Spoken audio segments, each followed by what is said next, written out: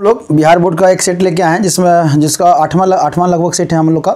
Almost हम लोग 7 set जो है ना हम लोग कर चुके हैं और बहुत सारे क्वेश्चंस का हम लोग आंसर भी कर चुके हैं। यहाँ पे आप देख ही रहे हैं। हाँ, समय न बर्बाद करते हुए क्वेश्चन नंबर 1 आपका लिखा है which has greater bond energy among. इनमें से किसका बॉन्ड एनर्जी जो है ना वो सबसे ज़्यादा होगा। बॉन्ड एनर्जी, और बॉन्ड एनर्जी मतलब बॉन्ड मतलब रुका हुआ है ना बॉन्ड। जैसे F2 जो है तो ये जो है ये फ्लोरीन और फ्लोरीन के बीच में बॉन्ड है। Cl2 जो है आपका क्लोरीन और क्लोरीन के बीच में बॉन्ड है। Br2 है तो ब्रोमीन और ब्रोमीन के बीच में बॉन्ड जो बना है। तो अब बॉन्ड का एनर्जी मतलब बॉन्ड डिसोसिएशन एनर्जी बोलिए या बॉन्ड एनर्जी बोलिए, बात बराबर है। समझ में आ रहा है? तो अब देखिए यहाँ पे अब है कि साइज सर बॉन्ड लेंथ हम पढ़े हैं कि बॉन्ड लेंथ और बॉन्ड एनर्जी का जो रिलेशन है वो इनवर्सली का है। ठीक है, मतलब बॉन्ड एनर्जी जो है जितना बॉन्ड लेंथ जितना ज़्यादा बॉन्ड एनर्जी उतना कम, और बॉन्ड लेंथ जितना कम बॉन्ड एनर्जी उतना ज़्यादा, उल्टा रिलेशन है। तो यहाँ पे देखेंगे तो सिंपली आपका ध्यान जाएगा कि F2 का बॉन्ड लेंथ जो है ना सबसे छोटा होगा और Cl2 का उसके बाद होगा। ये बॉन्ड लेंथ की बात कर रहे हैं, ठीक है, किसकी बात कर रहे हैं हम लोग? बॉन्ड लेंथ की बात कर रहे हैं। और तब Br2 और तब आपका सबसे लास्ट में जो आएगा I2 आएगा। तो यहाँ पे अगर बॉन्ड एनर्जी की बात करें तो सबसे ज़्यादा बॉन्ड एनर्जी इसका होना चाहिए। लेकिन थोड़ा सा यहाँ ध्यान रखना है कि यहाँ पे फ्लोरीन और फ्लोरीन का जो है ना यहाँ पे बॉन्ड एनर्जी कम हो जाता है। क्यों कम हो जाता है? क्योंकि फ्लोरीन का जो साइज है ना, साइज जो है वो क्या है आपका स्मॉल है। इस स्मॉल साइज के कारण क्या होता है, इसका डेंसिटी, इलेक्ट्रॉन का जो डेंसिटी होता है वो क्या होता है? हाई होता है। क्या होता है? हाई होता है, जिसके कारण इनका रिपल्सन होता है। और रिपल्सन के कारण बॉन्ड एनर्जी ज़्यादा ना होके इसका क्लोरीन से या इवन कह सकते हैं कि ब्रोमीन से भी कम हो जाता है। तो अगर यहाँ पे हम लोग बात करें कि सबसे ज़्यादा आपका बॉन्ड एनर्जी किसका है, बॉन्ड एनर्जी, तो फ्लोरीन का लग रहा है हमें कि फ्लोरीन का है, लेकिन फ्लोरीन का नहीं है। यहाँ पे किसका होगा? आपका क्लोरीन का होगा। तो ये जो फर्स्ट क्वेश्चन है उसका आंसर जो हो जाएगा आपका बी। तो इस तरह से समझेंगे तो आपको समझ में आएगा। ठीक है, तब लिखा हुआ है which of the following reaction is use to prepare N2। N2 के प्रिपरेशन के लिए कौन सा रिएक्शन है? तो ऑलमोस्ट इसमें से सारे रिएक्शंस आप देखते हैं जिसमें नाइट्रोजन का फॉर्मेशन होता है। तब है थर्ड नंबर क्वेश्चन कि the tendency of nitrogen halides to act as Lewis base decrease in the order. Lewis base decrease in the order. Lewis base, अब लुईस बेस किसको कहते हैं? लुईस बेस उसको बोलते हैं जो इलेक्ट्रॉन डोनर होता है। क्या होता है? इलेक्ट्रॉन पेयर जो क्या करता है? डोनेट करता है। ठीक है, इलेक्ट्रॉन पेयर डोनेट करता है। तो यहाँ पे अगर देखेंगे तो सेंट्रल एटम आपका नाइट्रोजन ही है। यहाँ भी 2 इलेक्ट्रॉन, यहाँ भी मतलब एक लोन पेयर और एक लोन पेयर। ठीक है, सारे पे एक लोन पेयर है। अब क्या है कि अब ध्यान दीजिएगा, फ्लोरीन है हाई इलेक्ट्रोनेगेटिव एलिमेंट्स है। ये इलेक्ट्रॉन को क्या करेगा? पकड़ के रखेगा अपनी ओर। ठीक है, तो जैसे जैसे हैलोजन का साइज बड़ा होता चला जाएगा, ठीक है, यहाँ पे ऐसे आई और ये आई, ठीक है, और यहाँ पे लोन पेयर। ठीक है, तो यहाँ पे इसका साइज बड़ा होगा, इलेक्ट्रॉनिक डेंसिटी बढ़ेगा, तो ये आसानी से लोन पेयर क्या करेगा? डोनेट करेगा, और फ्लोरीन जो है ना सबसे कम करेगा। तो ऑलमोस्ट जो आपका आंसर है वो तो आपका आंसर जो है ना आपका बी है। यहाँ पे बी जो आंसर है। तब है कि ध्यान देना है कि फ्लोरीन सबसे ज़्यादा मतलब कम है। देखिए यहाँ पे 2 तरीके से आप लोग पढ़ सकते हैं। एक तो साइज पे पढ़ सकते हैं या एक पढ़ सकते हैं minus I effect, sorry plus I effect पे। ठीक है, प्लस आई इफेक्ट पे, इलेक्ट्रॉन देने वाला इलेक्ट्रॉन लेने वाला। ठीक है, तो जो हैलोजन है वो इलेक्ट्रॉन लेने वाला है, मतलब माइनस आई इफेक्ट शो करता है। क्या शो करता है? आपका माइनस आई इफेक्ट शो करता है। तो यहाँ पे ध्यान रखिएगा कि जो इलेक्ट्रॉन लेता है वो माइनस आई इफेक्ट शो करता है।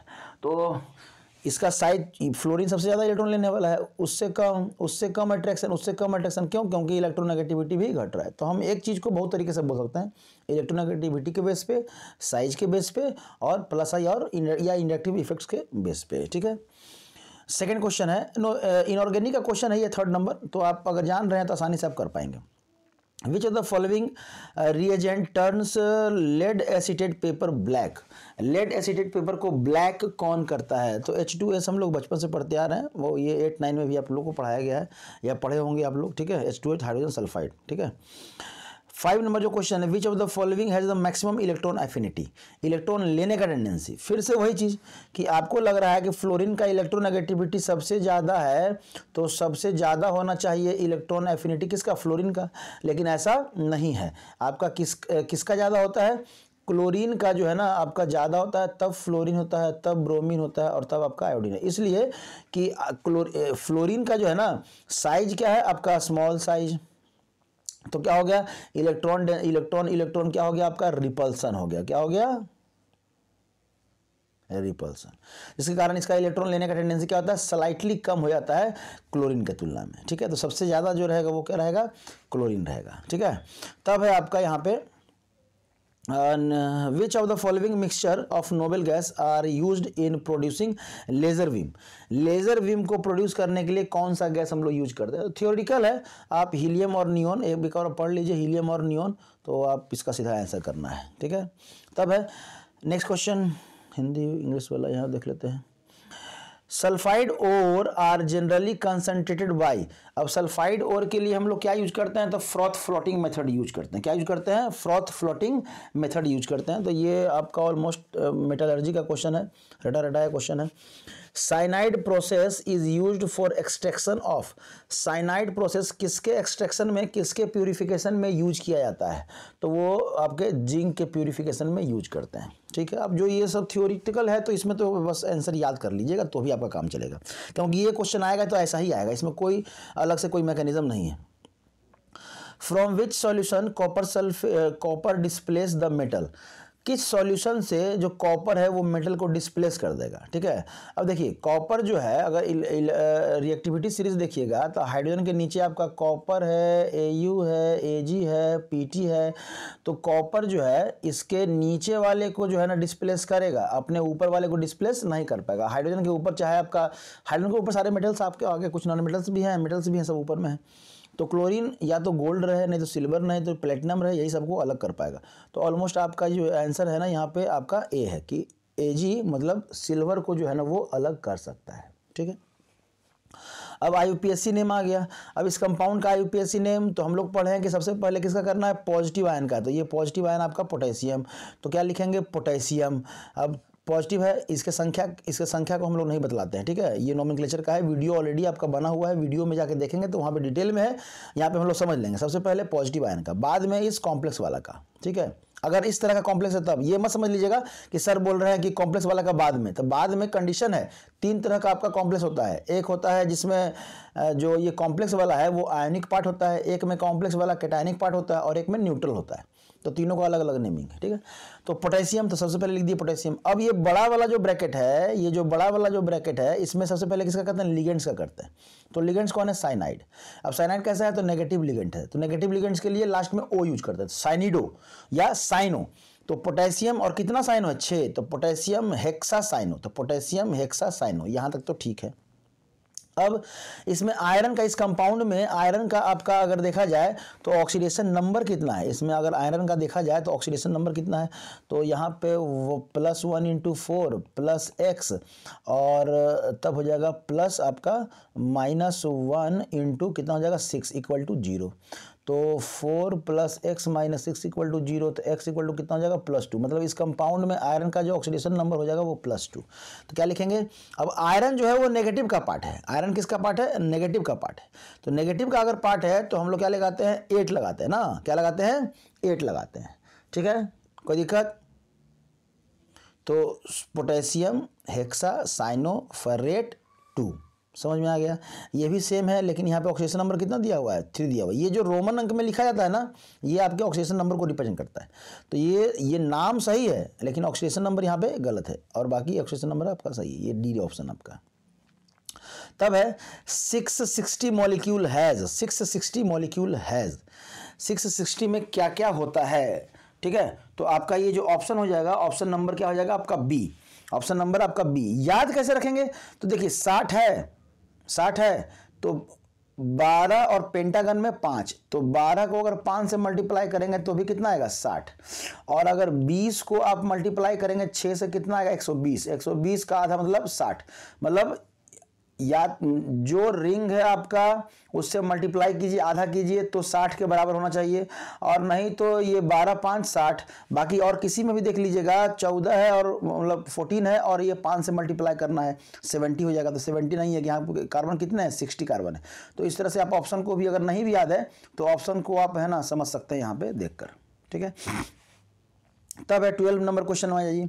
12 नंबर क्वेश्चन आपका क्या कह रहा है कि which of the following represent correct order of decreasing carbon hydrogen bond length in the following.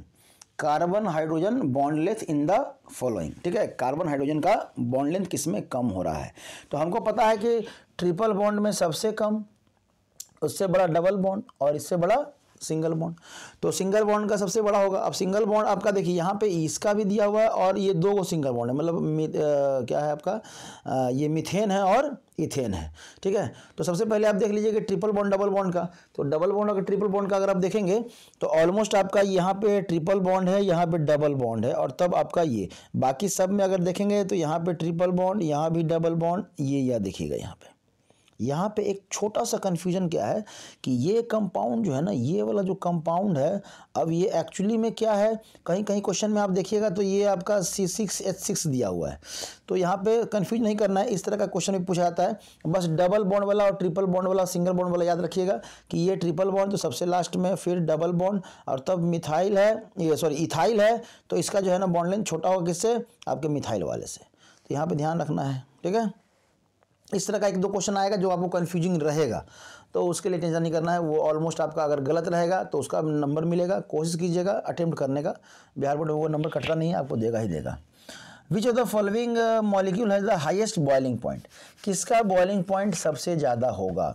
तो हमको पता है कि अगर अल्केन है, अल्केन से ज़्यादा बॉइलिंग पॉइंट रहेगा किसका, अल्कोहल का, ठीक है, अल्कोहल का। अब देखिए अल्केन है तो इससे ज़्यादा बॉइलिंग पॉइंट क्या हो जाएगा आपके अल्कोहल का। तो अल्कोहल हमारे पास दो गो है। अब कहेंगे सर ये तो ये ईथर है, और ईथर से ज़्यादा होता है किसका, अल्कोहल का, ठीक है। तो अल्कोहल का इससे भी ज़्यादा है और इससे भी ज़्यादा है, तो ये दोनों ऑप्शन तो आपका नहीं होगा। अब बचा ये दोनों ऑप्शन।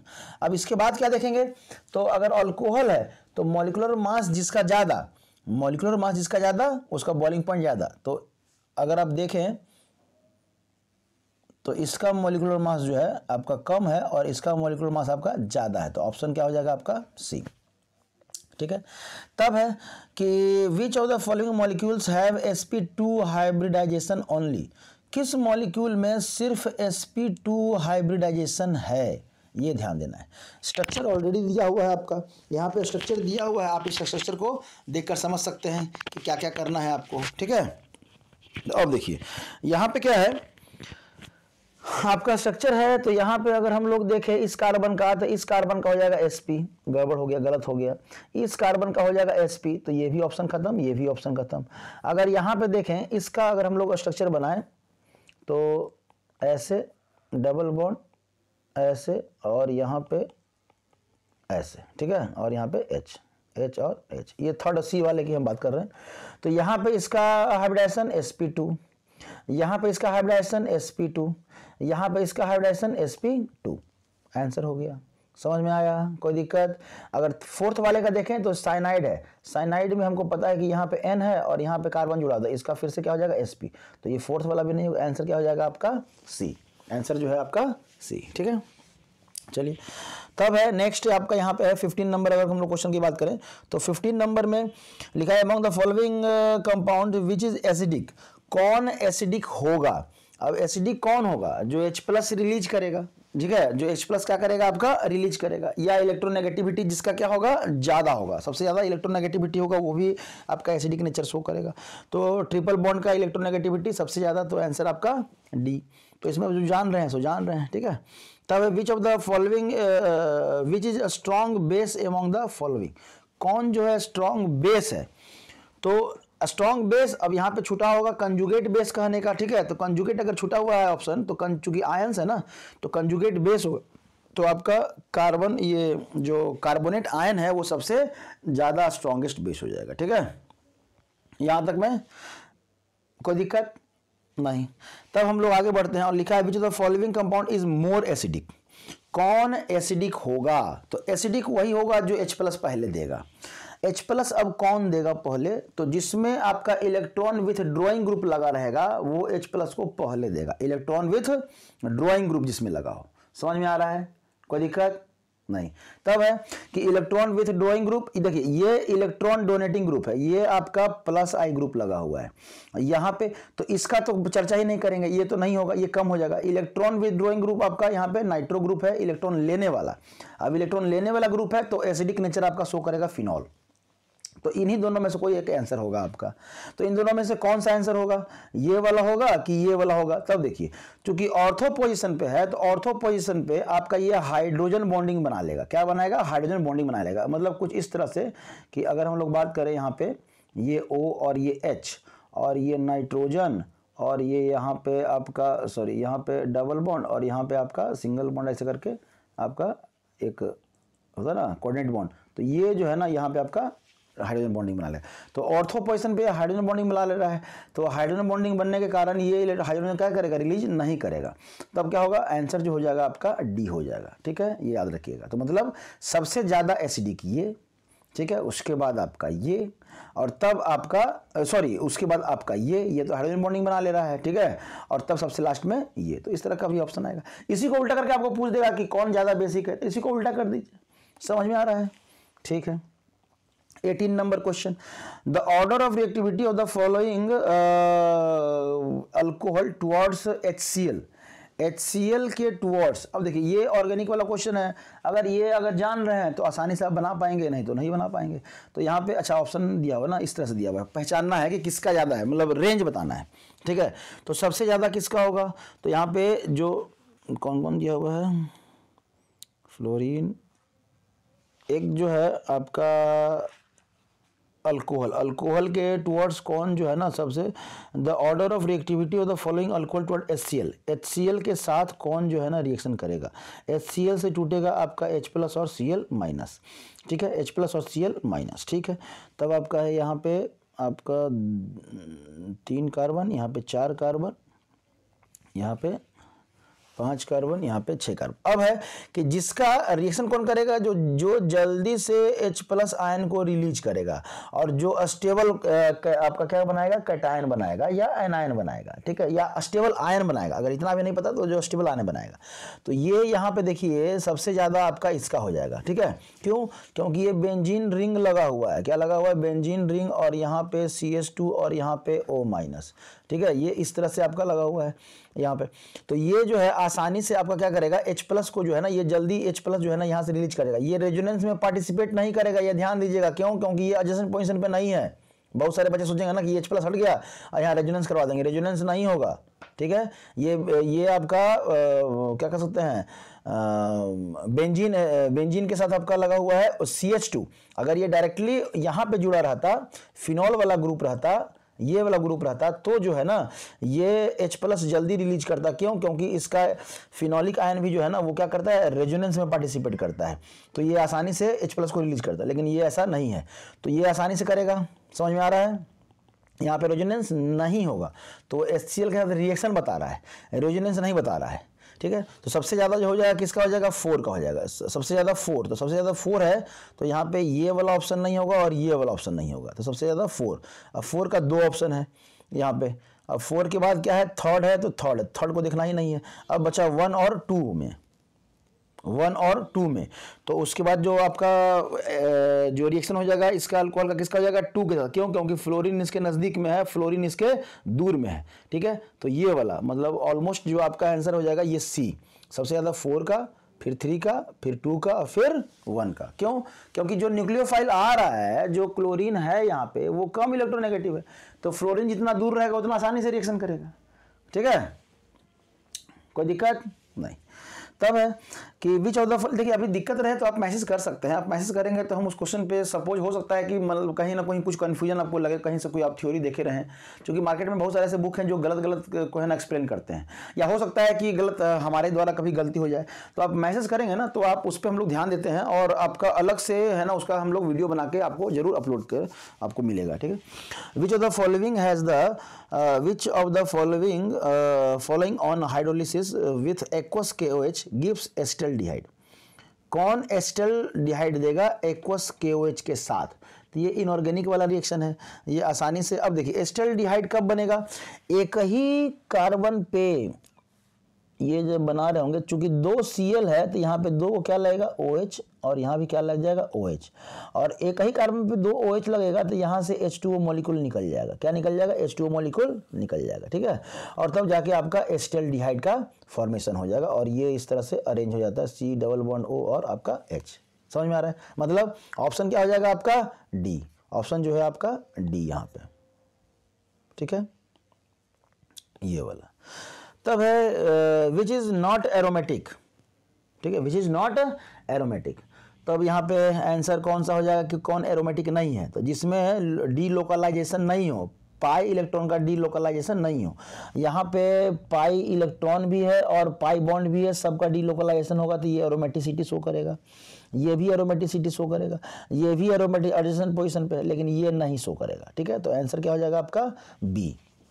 चलिए, the enzyme that takes part in bacterial cell wall, enzyme that break the bacterial cell wall is, जो बैक्टीरियल सेल वॉल को डैमेज कर दे, तो इसका जो है ना आंसर हो जाएगा आपका डी,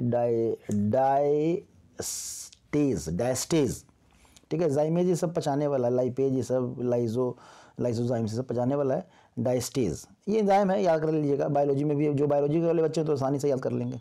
तब लिखा हुआ है आपका the half life period of the first order reaction is 10 minute, the rate constant. तो हमको पता है कि फर्स्ट ऑर्डर का हाफ लाइफ का जो फॉर्मूला होता है 0.693 अपॉन क्या है K, और हाफ लाइफ दिया हुआ है तो यहाँ से हम लोग K इक्वल टू 0.693 बटा क्या कर देंगे? T हाफ कर देंगे। तो यहाँ पे क्या हो जाएगा? 0.693 बटा क्या? 10, तो कितना हो जाएगा? 0.0693। समझ में आया? कोई दिक्कत? चूंकि मिनट में ही दिया हुआ है तो मिनट में ही करेंगे। अगर सेकंड में दिया रहता तो 10 मिनट इंटू क्या करते? 60 करते। तो आपका आंसर क्या हो जाएगा? ये C नंबर आपका आंसर, ठीक है। चलिए, तब है कि if a cell reaction is spontaneous then, देखिए सेल रिएक्शन स्पॉन्टेनियस है, इसके लिए आपका डेल्टा E का पॉजिटिव होना जरूरी है और डेल्टा G का नेगेटिव होना जरूरी है। तो यहाँ पे देख लीजिए डेल्टा E 0 तो ये ऑप्शन तो नहीं होगा, डेल्टा G पॉजिटिव तो नहीं, ये भी ऑप्शन नहीं होगा, तो डेल्टा E नेगेटिव तो ये भी ऑप्शन नहीं है। तो ऑप्शन जो है आपका डेल्टा G नेगेटिव। तो ये 2 चीज़ याद रखिएगा कि डेल्टा E जब पॉजिटिव रहेगा तो स्पॉन्टेनियस रिएक्शन, डेल्टा G जब नेगेटिव रहेगा तो स्पॉन्टेनियस रिएक्शन, ठीक है। कोई दिक्कत? तब है 24 नंबर क्वेश्चन। और 24 नंबर क्वेश्चन बहुत आसान है और यहाँ पे टेंशन भी बहुत है, क्योंकि एक ही आयन का रिडक्शन भी हो रहा है, एक ही आयन का ऑक्सीडेशन भी हो रहा है। तो अब बनाएंगे कैसे? तो अब बनाएंगे, पहला जो आपका जो इक्वेशन दिया हुआ है ये दिया हुआ है, इसका निकालना है, ठीक है। आपको इलेक्ट्रॉन आपका दिया हुआ है, वैल्यू जो दिया हुआ है, एक यहाँ पे दिया हुआ है +2 का, इसका आयरन +2 और इसको क्या किया? 2 इलेक्ट्रॉन, और ये क्या बना है? Fe बना है। क्या बना है आपका? Fe बना है, ठीक है। एक मिनट, और इसका दिया हुआ है, कितना दिया हुआ है? -0.44 दिया हुआ है, ठीक है। और यहाँ पे दिया हुआ है आपका Fe +3 अब +3E, और क्या निकालना है यहाँ पे? Fe यहाँ भी है, और ये दिया हुआ 0.036 दिया हुआ है, और आपको निकालना किसका है? इसका निकालना है। तो अगर थोड़ा सा गौर करके देखेंगे तो ऑलमोस्ट जो है ना इन दोनों रिएक्शन को क्या करना है? माइनस कर देना है। क्या कर देना है? माइनस कर देना है। तो डायरेक्टली इसको माइनस मत कीजिएगा कि कौन कैथोड पे जाएगा कौन एनोड पे जाएगा, ये नहीं लगाना है। इस क्वेश्चन को जब भी ऐसा क्वेश्चन मिले कि एक ही एलिमेंट का ऑक्सीडेशन रिडक्शन हो रहा है या एक ही एलिमेंट का 2 रिडक्शन पोटेंशियल दिया हुआ है, तो आप डेल्टा G पहले निकाले -N Fe0। तो पहले वाले कंडीशन में, इस वाले कंडीशन के लिए आपका कितना हो जाएगा? N का वैल्यू 2 इलेक्ट्रॉन का लूज गेन हो रहा है तो 2, और वहाँ पे F और इंटू उसका रिडक्शन पोटेंशियल, तो ये माइनस में, तो -N आगे कर दीजिए 4 यहाँ से जो वैल्यू आएगा। और तब ये तीसरा वाले का निकालिए, ठीक है। डेल्टा G आपका 2 कर दीजिए, इसको डेल्टा G1, इसको डेल्टा G2, तो डेल्टा G2 हो जाएगा तो क्या हो जाएगा? -N Fe0, ठीक है। अब कितना आ गया, तो यहाँ पे है कितना इलेक्ट्रॉन का, 3 इलेक्ट्रॉन का इंटू आपका F इंटू ई स्टैंडर्ड 0.036, ये भी माइनस में, तो माइनस पहले आ गया। अच्छा माइनस पहले आ जाएगा तो माइनस माइनस यहाँ प्लस हो जाएगा, ठीक है। इसका माइनस माइनस प्लस यहाँ भी हो जाएगा और माइनस माइनस प्लस यहाँ भी हो जाएगा। अब क्या निकला, अब क्या करना है, तो इन दोनों रिएक्शन को क्या करना है, इस बड़े वाले रिएक्शन में से इस छोटे वाले को माइनस करना है। तो ये जो वैल्यू आया इस वैल्यू में से इस वैल्यू को माइनस कर दीजिए, और ये जो वैल्यू आएगा वो किसके लिए, अब इसके लिए निकालिए। तो इसके लिए जो डेल्टा जी का जो वैल्यू होगा वो क्या होगा, माइनस एन एफ कितना ई नॉट, ठीक है। अब एन इसके लिए कितना है, 1 इलेक्ट्रॉन, तो 1 into F into E not. अब ये हमको ई नॉट निकालना है, इज इक्वल टू आपका +3 into F into 0.036 minus 2 into F into 0.44। अब जो वैल्यू आएगा वहाँ से आप ई निकाल सकते हैं, तो जो वैल्यू आएगा आपका ऑप्शन सी हो जाएगा। कभी भी इन दोनों को डायरेक्टली मत कीजिए, ये ध्यान रखिएगा। ये पूरा प्रोसेस बता दिए हैं, इसका वीडियो भी बना हुआ है, पीवाई की क्वेश्चन भी बनवाए हुए हैं, प्रीवियस ईयर में भी पूछा गया है मेंस में और नीट में। तो ये वीडियो ऑलमोस्ट कम से कम ये इस तरह का क्वेश्चन जो है ना 3-4 जगह बनाए हैं, तो आप वहाँ पर डिटेल में जाके देख सकते हैं। यहाँ पर ऑलमोस्ट आपको हम आइडिया दे दिए कि डेल्टा जी के थ्रू बनाना है, ठीक है। चलिए तब क्या है, तब है आपका नेक्स्ट क्वेश्चन जो है आपका यहाँ पे 25 नंबर 25 नंबर जो क्वेश्चन है वो क्या है आपका, which the following is the correct for an ideal gas. Ideal solution के लिए क्या होता है आपका, तो डेल्टा एच का जो वैल्यू है वो भी आपका 0, डेल्टा वी का वैल्यू है वो भी आपका 0, सबका 0 होता है, होना चाहिए ना। तो डेल्टा एच का जो वैल्यू है ये तो 0 है, लेकिन डेल्टा वी का यहाँ पे क्या है ना, ग्रेटर दिया हुआ है। तो अब देखेंगे और कहीं ऑप्शन में है और कहीं ऑप्शन में तो नज़र नहीं आ रहा है, तो हो सकता है ये कहीं ना कहीं आपके गड़बड़ी में थोड़ा सा हल्का कन्फ्यूजन होगा मिक्सचर का यहाँ पे। तो ऑप्शन आपके यहाँ पे आप ये कर सकते हैं कि डेल्टा एच भी 0 होता है, डेल्टा वी भी क्या होता है आपका 0 होता है, मतलब चेंज इन वॉल्यूम जो होता है आपका 0 होता है। तो यहाँ पे आप ध्यान रख लीजिएगा, ठीक है। An azeotropic mixture of two liquid will give boiling point lower than 2 liquid when azeotropic mixture है of 2 liquid will have boiling point lower, boiling point क्या हो गया, कम हो गया, ठीक है, boiling point कम हो गया, then 2 liquid when, मतलब जो 2 लिक्विड था उनका बॉइलिंग जब इन दोनों को मिला दिए तो उनका बॉइलिंग पॉइंट क्या हो गया, कम हो गया। अब बॉइलिंग पॉइंट कम कब होगा, जब इन दोनों मॉलिक्यूल के बीच में इंटरेक्शन होगा कि जब रिपल्सन होगा, ठीक है। तो हम लोग क्या बोलते हैं, जब आपका रिपल्सन होगा तो बॉइलिंग पॉइंट क्या हो जाएगा, कम हो जाएगा। इंटरेक्शन या रिपल्सन, ध्यान दीजिएगा यहाँ पे पॉजिटिव डेविएशन कि नेगेटिव डेविएशन, तो बॉइलिंग पॉइंट कम हो गया मतलब अब जल्दी खोल जाएगा ना। अब जल्दी खोल जाएगा तो आपका प्रेशर क्या हो जाएगा, सेम टाइम पे प्रेशर क्या हो जाएगा, ज़्यादा हो जाएगा। प्रेशर ज़्यादा हो जाएगा तो आपका कैसा शो करेगा, पॉजिटिव डेविएशन शो करेगा। समझ में आ रहा है, तो ये ऑप्शन ए, बॉइलिंग पॉइंट कम हो गया बॉइलिंग पॉइंट मतलब जल्दी अब खोल जाएगा, जल्दी वेपर में चेंज करेगा तो वेपर प्रेशर क्या हो जाएगा, बढ़ जाएगा, तो पॉजिटिव डेविएशन।